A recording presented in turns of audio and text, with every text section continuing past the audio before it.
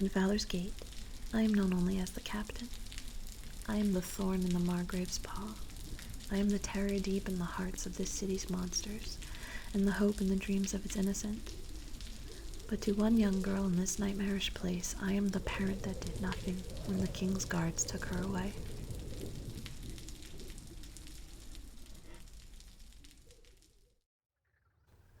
Before that fateful night, I was a simple peat farmer, and my life looked like the life of any other peat farmer in Povia. I was born and raised in the house my ancestors built over 200 years ago at the edge of the eternal swamp. Married at 15, had a child at 16 who died, and another at 17 who lived. Death is common when you're a peat farmer.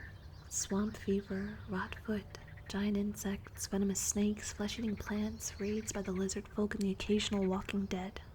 The hand of Saren touches us all, but for a peat farmer, death rarely comes in the name of the king, as it so commonly does in the safe lands of the north. Children are particularly vulnerable to several of the diseases of the swamp. Every family loses at least one. Some lose them all and disappear. For that reason, children, at least healthy children, are cherished and protected by all. A child born thin or sickly is more often seen as an unwelcome burden. Some of my more callous neighbors went so far as to drown their unhealthy children, like an inconvenient litter of kittens. My first child was healthy, and we marveled at how quickly he grew. By his first birthday, he was nearly the size of a child twice his age. We named him Ronick, after Gavin's father. He was a strong child, loud, vibrant, and strong. But all that strength come from somewhere, and it took its toll on me. We should not have had our daughter so soon after. I was not ready, and we both nearly perished. She could not have been more different, and I'm certain that our neighbors spent many nights laughing into their cups, guessing who her father might be. She was unlike any of us, pale and small, as delicate as a marsh swallow, with large, deep brown eyes that shone with wonder at the world. Because so many die before their first year, the swamp farmers consider it bad luck to name a child before their first birthday. Naming them forms the bond, they say, and makes it harder to let go.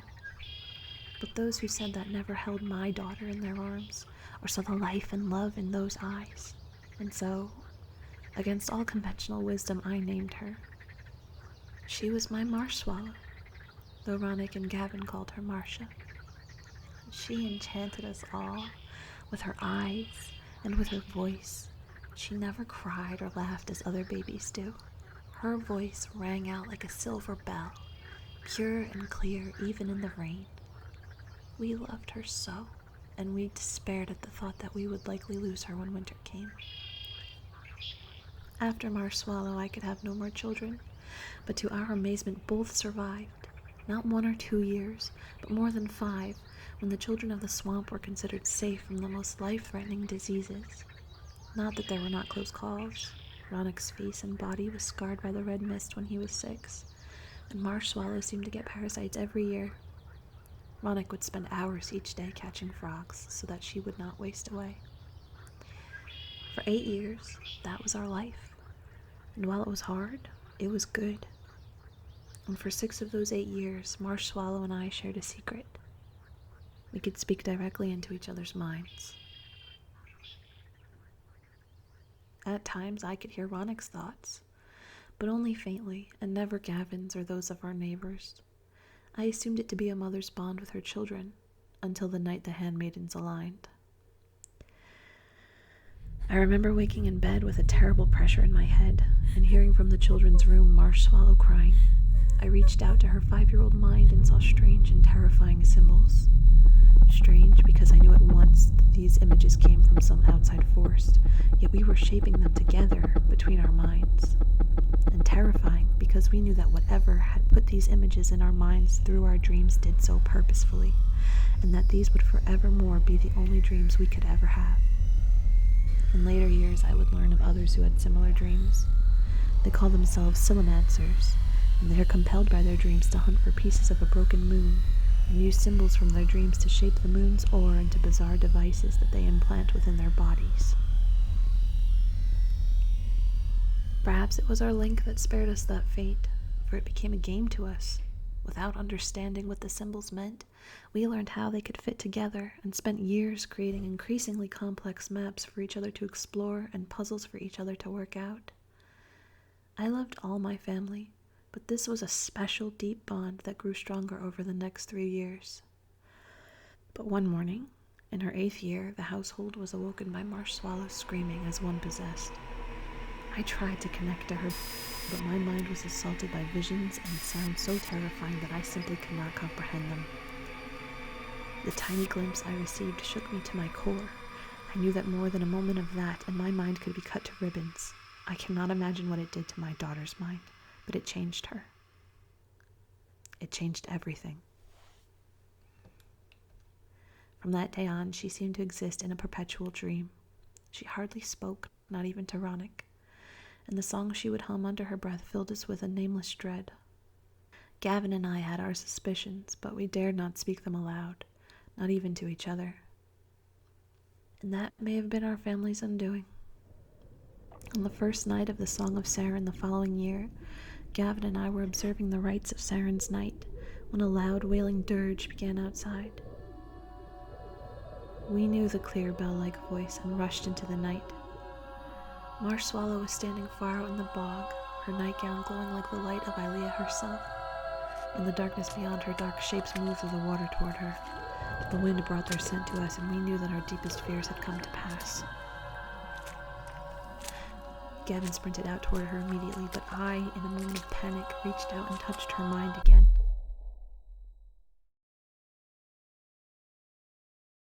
I remember only pain and terror beyond imagining. I must have collapsed. I did not see Ronick pass me, taking my place at Gavin's side, my sword in his still too small hands. I did not hear them fall. I did not witness the legions of dead emerging from the swamp, or my precious marsh swallow standing unharmed among them, singing the song of death in her sleep. When I awoke, the sun had risen, and all around me there was angry shouting and the smell of peat fire and burning flesh. My neighbors were all over our land, crying, cursing, tending the wounded, and burning what seemed like an impossibly large pile of corpses. The dead had fanned out to the neighboring farms, and a militia had formed to drive them back. They blamed me.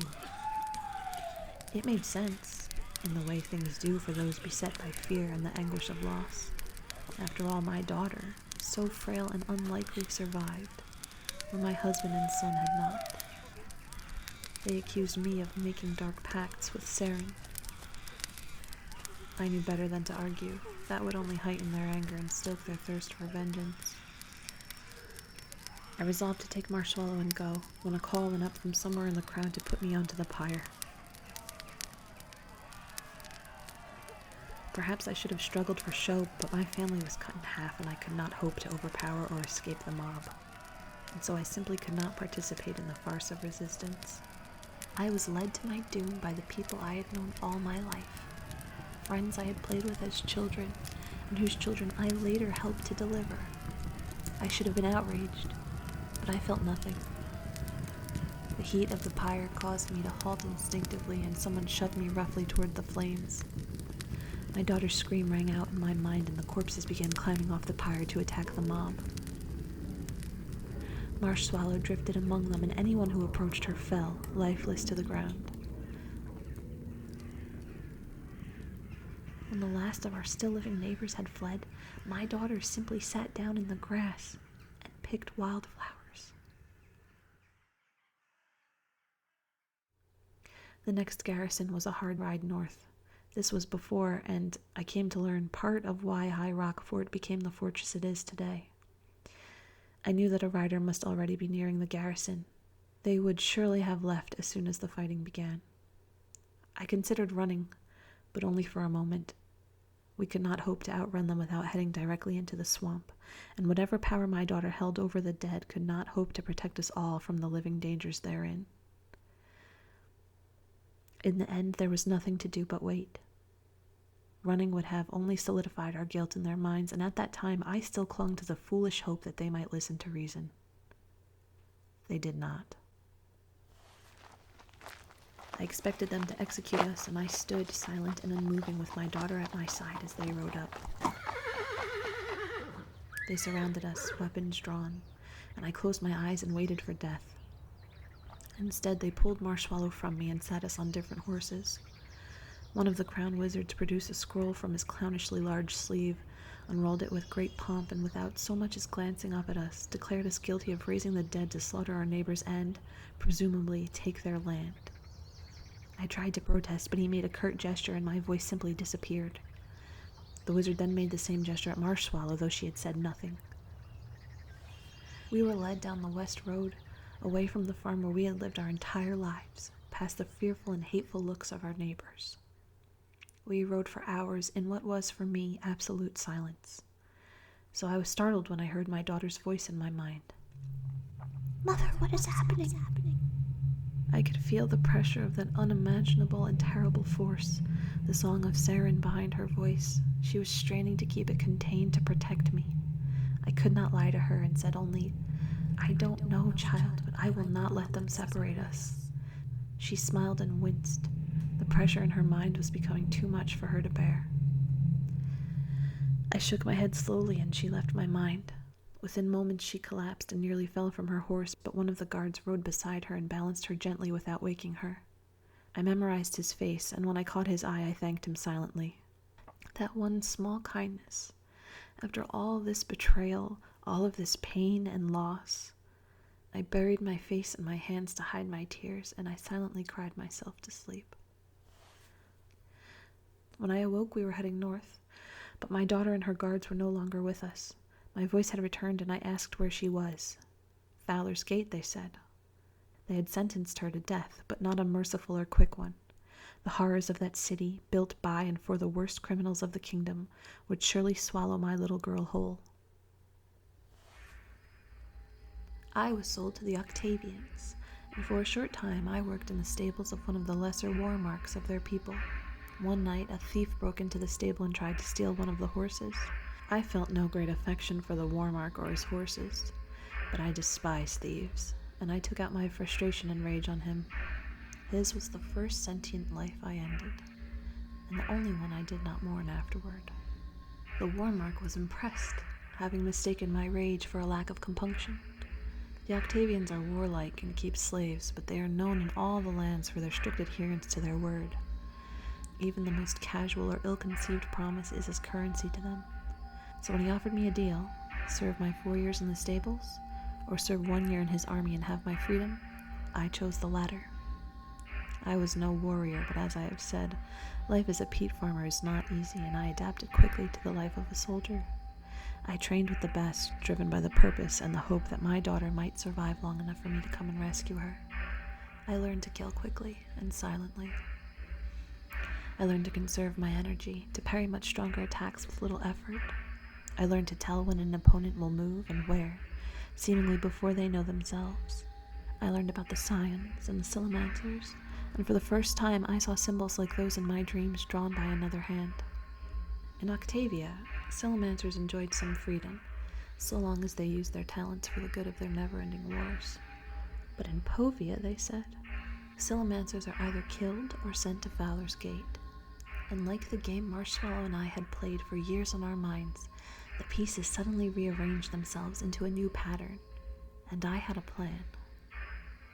At the end of the year, the Warmark offered to pay me, and to make me a quartermark with my own force to command.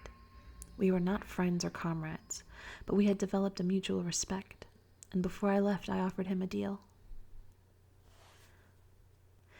Entering Fowler's Gate proved harder than I had anticipated. The only people allowed to enter were criminals and soldiers. For my plan to work, I needed to enter as the latter. I had learned a thing or two about the Povic army as well, and it was a simple enough matter to play the guileless hero and let them trick me into coming here. Not much went as I had hoped since I arrived. Anticipating the Margrave's corruption was as difficult as predicting rain in the middle of a storm, and so escaping into the city was easy. Getting captured was easy, but ensuring that I was captured by the right people was much harder. It was only when I discovered what my daughter had become that I nearly lost my will to live. But live I shall. My plan has changed, and this Silomancer, the one they call Old Meg, will help me create a new world and a new hope. And though the road will be long and treacherous, and though I will surely die before the end, I will save my daughter. I will deliver to Saren all who stand between us. And I will destroy Fowler's Gate.